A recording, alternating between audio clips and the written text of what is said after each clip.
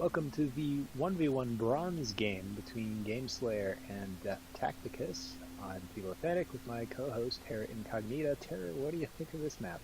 Yeah, so there's some interesting things about this map. Again, there's a really good scavenger spot in the southwest. There's also a decent scavenger spot in the northwest. The limiting factor in both is probably water. To try and help with that, we could see an expansive. We also could see a scientist in the top right-hand corner. That seems to be the only scientist spot, though. That Terra's taking that scavenger spot, and Gameslayer going into the Yeah, spot, so shipping two his carbon a little bit scavengers. further, I think. but does pick up most of his aluminum from crushing it. Yeah, I think I do like Gameslayer's found here, just because he gets the lack of debt and the extra claim. I don't think this is enough of a better found to justify 30,000, but then again, I guess for two scavengers, 30,000 isn't a whole lot of debt in any case, even with the power price starting at 80. DeathTacticus able to get the level 2, beating Gameslayer. Yeah, and actually, Gameslayer's carbon is quite a lot worse. I hadn't quite taken that into account. Only 3.75 compared to 5.25 from DT, and also DT's is right next to his base, so no time wasted waiting for the shipments to come in. Gameslayer, founding near the Silicon, decided he does not want to make the same mistake from last game. This is a glass colony, so if he can last long enough, he will be able to make some good money off of that glass, maybe starting right now, which he will move into. Yep, a single quarry and a single Was thinking glass about a single kill. glass, but decides not to. Oh, moves it on the other side. Yeah, he's just for putting EMP. them in the southeast instead. DT has already bought his glass, although he sold a little bit of it to pay for that nuke onto Gameslayer, and that is so painful. Oh my goodness! Immediately has to go into a third carbon tile because one of them is now a trace. He's now down to 2 carbon per second, which will go up to what, 4? Just as the third one comes in. So even with the extra claim devoted to it, the carbon is considerably weaker than DT's. The only benefit Gameslayer has right now is carbon is worth next to nothing. Yeah, so you can find money from other sources. Yeah, I would be tempted just to sell a bunch of this glass down and like buy 200 carbon, just to have at this point, because that's what he needs. He needs to make sure he's got enough to get through the upgrades, and it's going to be really difficult. Even with the 3, he's not even making 4 carbon a second, which is really a limiting factor for him in this game. Now, there is, as Blues points out, there is one silver lining to this. His carbon is on dry ice, so he could switch it out to a solar condenser. He could. It's not ideal, though. He is it first is to not 3, ideal, but on the other hand, it's not completely end of the world. Yeah, that's true. And if he gets nuked out again, then yeah, he might well consider moving. So Gameslayer gets to level 3 first. DeathTacticus was forced to move into some farms to make money. He wasn't making money on anything else. At level 3, Gameslayer goes into some more silicon and more glass, and a 4th carbon claim. Yep, pushing that glass for all it's worth, and he really needs to. And basically, that's everything. I mean, that is everything he needs to upgrade, right? So he's got the aluminum, he's got the glass production. He's self-sufficient in glass as well, with everything except the oxygen. So he's just got to watch that oxygen price, and if that doesn't rise too much, he's not going to have any problems at all. And he's also got enough carbon, although he's building a solar panel.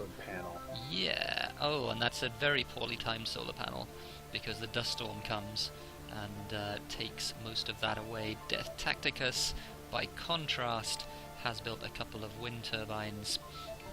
And yeah, Gameslayer saying that the dust storm makes things really awkward. He's got no cliffs next to him, and that is absolutely true. He'd have to go like here or something, and that's kind of awkward. But DT is going to be paying off a bunch of that debt with those wind turbines. And the mutiny bounces as well. So painful. Gameslayer does have the upgrade if he wants, pushing on to level 4. while DeathTacticus is still in level 3. DeathTacticus is about 25k to go, so Gameslayer is going to trade some debt paying off potential for a additional level. And he takes a 5th carbon tile and puts a solar panel on it, at least for the time being, but power's on its way down. Honestly, I'm not sure how sustainable that's going to be for him. Really needs to be in some food, which I guess as soon as this dust storm clears is going to be really profitable. But he doesn't have any water handy, so that's a big problem. He's gone into the medium, in fact, just to the south of his base. The other thing about going into these solar panels is the solar panel is 6k in resources. The geothermal, by contrast, is only about 1.5k. Oh gosh, wow, yeah. I guess Given with the carbon, really I guess in real carbon terms, price. it's more than that, just because he needs the It carbon prevents quite the badly for upgrade, the upgrade. right? Yeah. But even so, that's a big discrepancy. DeathTacticus does have a hacker down. He is currently hacking up energy power. Not sure about that. I feel like Power's probably had its day, as it were. Now there is one good thing about these solar panels. It is, well, right now they're earning 87 each, which isn't the greatest, but nothing to sneeze at. The other thing is, Gameslayer has right now 5 carbon that he's claimed, and he's sort of just daring DeathTacticus, like, you cannot nuke all my carbon. It will be way too much. I can always swap something around. Yeah, and he can always swap into the dry ice, and he has got 2 dry ice as well that he's working on just to the southeast of his base. And actually, the dry ice is pretty good, just because the oxygen's so good as well. Like, we haven't really talked very much about that, but the oxygen is at 132, so you know it's gonna be a lot of money that he can make quite quickly as well. So we're going to have one of these traditional Gameslayer type games where he tries to make more money than before his debt kills him, potentially. Yep, Gameslayer becomes Debt Slayer. Likes to be on that, teetering right along that debt edge. He does take level 5 before the Tacticus, which, if you're going to go for that strategy, is something that you want to see. So that power shortage coming back up, that Tacticus will probably it's pay actually, for yeah, all his I was gonna say, it's actually done work, hasn't it, that power shortage? debt. Up to 130. So 10,000 a day. It's going to be much less. Now another nuke comes in. That one is on, what was that, on the water, which is kind of interesting. And yeah, DT's out of water, and that's something that Gameslayer had managed to identify. Although again, like, he doesn't have any water himself. Well, he does have some water himself actually now. He's expanded into those 3 water pumps, which is going to give him a bunch of money. He is still running a small deficit, and in fact a small surplus now. So the Gameslayer, in his own hacker array, hasn't turned it on yet, going for a glass shortage. Yep, that makes perfect sense. DeathTacticus not able to make glass. Gameslayer is. But he does have the HQ advantage, and he is making a bunch of money now as well, and he's paying off some of that debt too. So I think Gameslayer's in a reasonable situation. Yeah, he's held it, so that's good. Oh, Tacticus is still at level 4. He needs another 39k in resources, mostly in aluminum and glass, for the upgrade. The issue there is, well, his aluminum's currently frozen. Froze it himself while freezing Gameslayer's water, and he has no access to glass. Yeah, and glass is only gonna rise, and in fact Gameslayer's hacking it, so it's gonna be 250, 260 very soon. And it's a glass colony too, the colony consuming 1 glass per second. So, Like, yeah. Gameslayer buy into this, there we go. More nukes rain down on the water. That seems to be the thing that's most contested in this game. Which I guess isn't really very surprising given... Well, I mean, it's really good for DT just because he's not level 5 yet, and he's got so many more claims that he can potentially put into that water. He's got the medium one just below. He's got all of this low water that's around him. So if water gets to the point where it's completely unsustainable, which it looks like it might do, then he's going to be able to take advantage of that. He's hacking it up as well. So again, the water and Gameslayer countering with his own hack down, which I think he cancelled. Another nuke onto the low water, so he's operating on 2 trace and a low now. 2 trace water and a low. So this is a really interesting game. Gameslayer with the HQ advantage, but not necessarily with the sustainability does advantage. Have the cash advantage, 93k, 61% of the buy in DeathTacticus. DeathTacticus has almost enough to defend himself. Yeah, and the thing about... So I might like to see Gameslayer buy into DeathTacticus, force him to defend himself instead of upgrading. Yeah, and DT can defend himself just about. He's got enough of that water that he can. But basically, yeah, he can only do one of 2 things. Or one of 3 things. He can either hold the water price high, which he's doing at the moment. He can defend himself, or he can upgrade. He can only choose one of those. Another nuke onto the water, so Gameslayer basically has no water now. Right.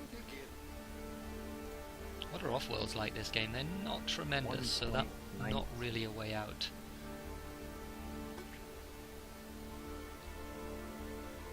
Superconductor at the moment doesn't really help anyone with power at 1.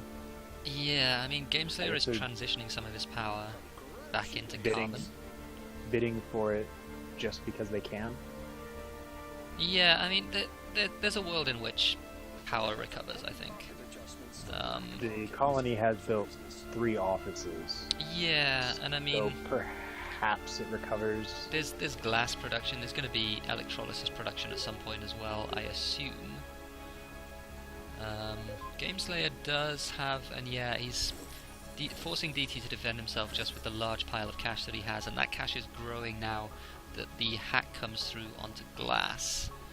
This glass now nearly worth $130,000. So, yeah. And Gameslayer buys into DT knowing that that's going to put a lot of pressure on him. DT will be able to defend himself though. DeathTacticus has moved into glass production himself. That's pretty selling smart, but the price is going to die as soon as Gameslayer sells down his 150,000 worth of glass, which he just did. Still profitable though. Able to get to the level 5 upgrade. Yeah, and I wonder. I mean, he's got enough to defend himself as well with that water, and that water might just be enough of a long-term advantage. Gameslayer is also in D levels of debt, which we would certainly expect from him at this point. 190,000. Cook the Books is available, but again, it uses a cooldown. Market misinformation in progress. Electronic shortage continue to happen with water. Yeah, what's going on with that water? That's DT, well, isn't it? DeathTacticus is buying into it and shorting it. Yeah. So it's a big problem for Gameslayer. He can't really keep... Yeah, and Gameslayer's hacking it down, but I just wonder how effective that's going to be, because there's a lot of natural pressure on it as well. Like, he's producing food, which is going to really, really hurt. DT, also producing food, has 4 farms up. Gameslayer needs... It seems to me Gameslayer needs to find a way to finish this game quickly. Yeah, I think he does. But I'm not entirely sure what his path forward to finish that game quickly is, other than maybe continue to hack glass, continue to hack silicon. Yeah, I mean, the one thing that... I mean, Offworlds aren't very good at the moment, but Offworlds are very easy for Gameslayer to go into. And that's a potential source of advantage for him. Just because, I mean, he's got the glass already, electronics are at 100, and he's got more carbon than he needs for 2 Offworlds at this point. Black market isn't super conducive for hurting them. And he's almost at the point. He's almost at the point where he doesn't need to produce any more carbon at all this game. So I wonder if we're going to see something like a teleportation play, and then Gameslayer moves these 4 carbon into something that's actually profitable. Something like that. I don't know. could happen. We need Gameslayer to build a patent lab for that. Yeah. I mean, it's a big investment to do that. A little bit on the expensive side, but with half price patent costs, the cost for patents aren't that bad. And DT's water at this point is such a huge advantage. He's turned his farms off because they are no longer profitable, and his water alone is worth 80,000. Right. Gameslayer's going to have to... Yeah, I don't know. He's not buying his own stock, and I can see why not, because he needs to make this game shorter, not longer. But it's really difficult to see. He's got a second hacker array now as well in production. He's 487k to ship via DeathTacticus right now. Yeah. He has 180 of it. Yeah, 300k doesn't just magically appear from nowhere.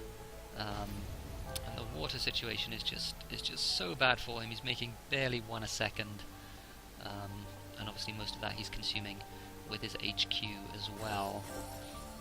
He also just got frozen out, which is super painful. And his debt is at scary levels of almost 300k. Yeah, and that stock price is going to collapse very, very soon. Has he been cooking the books? Cook the books is suspiciously high. Yeah, he has been. He has been. So he only needs to get the second hacker array, which is mutinied by the DeathTacticus. Yeah. He knew exactly Perhaps what that was. DeathTacticus thought that was a Offworld. Yeah, maybe. I mean, there are no holograms though, so it had to be a hacker array. There are holograms, but he has a spy. Oh, sorry, yeah. And he has a spy as well. And there haven't been any bought. There haven't been any holograms bought. Was what I meant. Yes. And yeah, so he knew it was a hacker array anyway, even without the spy. The tile. I Oh. thinking about something else and missed what. So the tile is in the colony, and it's a really good off-world location. So I wonder if we're going to see something like that from Gameslayer. The problem is that DT is just in such a lead now with this water situation. He only needs another 200,000 to finish Gameslayer off. Gameslayer is in $330,000 of debt. So if he doesn't do something about that, and I don't see a way in which he can do something about that, then he's going to be even cheaper. He is going into the off-world though. Yeah. The only thing is he does not have a goon squad, and he's nowhere near having the ability to purchase a goon squad. This is almost just saying that DeathTacticus here, have a free off-world. Yeah, not very sneaky. He hacks away the other hacker. He mutinies away the other hacker array as well. So now we're getting all sorts of shortages and all sorts of bad things that Gameslayer doesn't want. Yeah. And a fuel shortage. Everything that Gameslayer can't produce because of those water nukes. Yep. All of this is really bad news for Gameslayer, and I have to say, DeathTacticus playing this game really well. Was in a deficit early, but brought it back with those nuke plays, and looks like he might be in a good position to take this one. He needs another 100,000 or so. Mm-hmm. Most of which he is likely to get from either food production or the water short. This food is actually really bad now with this those dust nukes, did those happen before Gameslayer got into D-debt?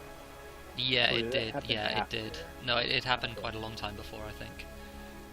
That sounds right. He's basically in D-debt because he's not been able to produce food, and food's been at 350 In for retrospect, ever. I bet he wishes that he used one of those relatively cheap goon squads to protect.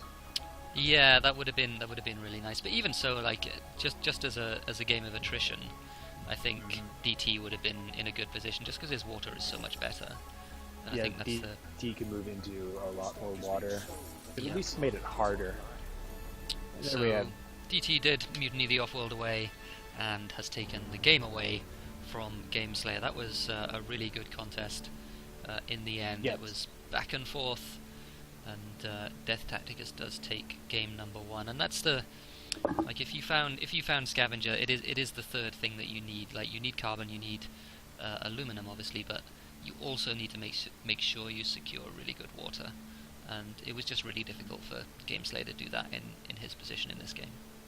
Right. Yes, and just the overview on the balance sheet tells the story. Gameslayer paying 352k, using that into water. DeathTacticus making about 230k Mm. on his water hacks. Yeah. So yeah, that's a lot of money, and that's what the hacker array control will do. Gameslayer did his best to surplus the water back down, but just wasn't able to. Didn't have control of his hacker arrays for long enough, and ends up giving that one up. So that's game one